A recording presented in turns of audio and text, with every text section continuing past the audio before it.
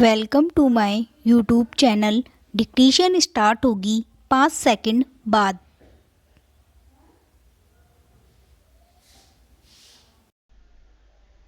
महोदय, राजनीति का अपराधीकरण रोकने के लिए चुनाव आयोग ने एक अच्छा निर्णय किया है कि किसी भी अदालत द्वारा एक बार अपराधी घोषित प्रत्याशी विधानसभा तथा संसद का चुनाव नहीं लड़ सकेगा। यह निर्णय देश भर में 28 अगस्त से लागू हो गया है। अभी तक एक बार अदालत द्वारा अपराधी घोषित किए जाने वाले व्यक्ति ऊंची अदालत में अपील किए जाने, जमानत पर रिहा होने पर भी चुनाव लड़ सकते थे। अब आयोग ने 3 उच्च न्यायालयों तथा उच्चतम न्यायालय द्वारा दिए गए निर्णयों के दृष्टिगत इस बात को स्पष्ट किया है कि जनप्रतिनिधित्व अधिनियम 1951 के अनुच्छेद 8 में इस बात का प्रावधान है कि एक बार अदालत द्वारा अपराधी घोषित हो जाने के उपरांत कोई भी प्रत्याशी चुनाव लड़ने के अयोग्य घोषित हो जाता है। ऐसे में इस बात पर गौर नहीं किया जाना चाहिए कि वह व्यक्ति जमानत पर रिहा है अथवा उसने ऊंची अदालत में अपील कर रखी है। चुनाव आयोग की बैठक में इन विषयों पर विचार करने के बाद मुख्य चुनाव आयुक्त ने कहा कि इस कदम में दूरगामी राजनीतिक परिणाम होंगे तथा राजनीति को अपराधियों से मुक्त कराने में सहायता मिलेगी। वैसे उन्होंने इस बात को स्पष्ट किया कि यह कानून संसद व विधानसभाओं के वर्तमान सदस्यों पर लागू नहीं होगा।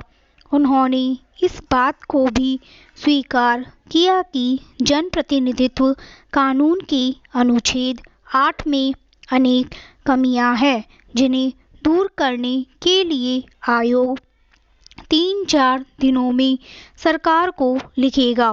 माननीय सदस्य ने संसद में बड़ी संख्या में अपराधियों के आ जाने को गंभीरता से लेते हुए कहा कि कानून तोड़ने वाला कानून बनाने वाला नहीं हो सकता। आयोग का यह निर्णय अगले वर्ष होने वाले विधानसभाओं नागालैंड, त्रिपुरा, मिजोरम, हिमाचल प्रदेश, मेघालय, दिल्ली, मध्य प्रदेश, राजस्थान के चुनावों पर लागू होगा। चुनाव अधिकारियों को अब प्रत्याशियों के नामांकन पत्र स्वीकार करते समय इस बात का ध्यान में रखना होगा कि प्रत्याशी किसी अदालत से दंडित तो नहीं है या उस पर किसी अपराध में कोई मुकदमा तो नहीं चल रहा है। उम्मीदवारों को भी इस बात का शपथ पत्र भरकर देना होगा कि वे अपराध में किसी अदालत द्वारा दंडित नहीं हुए हैं या उनके विरुद्ध किसी अदालत में कोई मामला विचाराधीन नहीं है अथवा जमानत पर नहीं छूटे हुए हैं।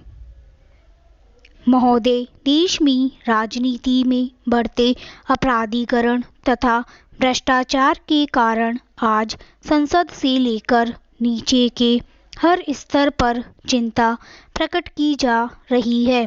पिछले कई दशकों में जिस प्रकार चुनावों में खर्च बढ़ा है, उसी मात्रा में इसमें भ्रष्टाचार व काले धन का वर्चस्व भी बढ़ा। विभिन्न उम्मीदवारों द्वारा चुनाव जीतने हेतु बूथों पर कब्जे करने के लिए अपराधियों का सहारा लिया गया। उससे राजनीति में अपराधियों का वर्चस्व भी बढ़ता गया। इस प्रकार पहले आर्थिक अपराधी और अन्य अपराधी जहां राजनीतिज्ञों के संरक्षण में पनपते थे, वहां अब वे खुलकर राजनीति में आने लगे।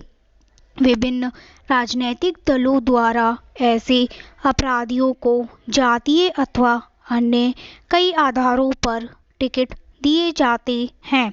इनमें से कई चुनाव जीतकर संसद व विधानसभाओं में पहुंचे हैं।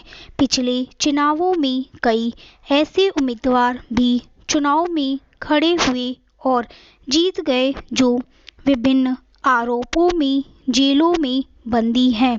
इस गंभीर स्थिति को देखते हुए पिछले दिनों चुनाव आयुक्त ने भी कहा था कि वर्तमान संसद के 40 सदस्य तथा देश की विभिन्न विधानसभाओं के सदस्य विभिन्न आपराधिक मामलों में संलिप्त है तथा उनके विरुद्ध भिन्न भिन्न अदालतों में केस चल रहे हैं।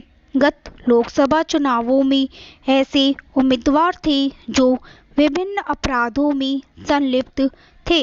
उन्होंने इस प्रकार के अपराधियों को चुनावों में खड़े होने के रोकने के लिए सरकार से तुरंत कानून बनाने का आग्रह किया था। आज देश में कोई भी ऐसा राजनीतिक दल नहीं रह गया है जिसे कहा जा सके किसी नेताओं पर हवाला केस के दाग लगे तो किसी पर विभिन्न आर्थिक घोटालों व भ्रष्टाचार के आरोपों में अदालतों में मुकदमे चल रहे हैं। देश की राजनीतिक जीवन में आ गए प्रदूषण से हमारे सांसद भी अत्यंत चिंतित हैं।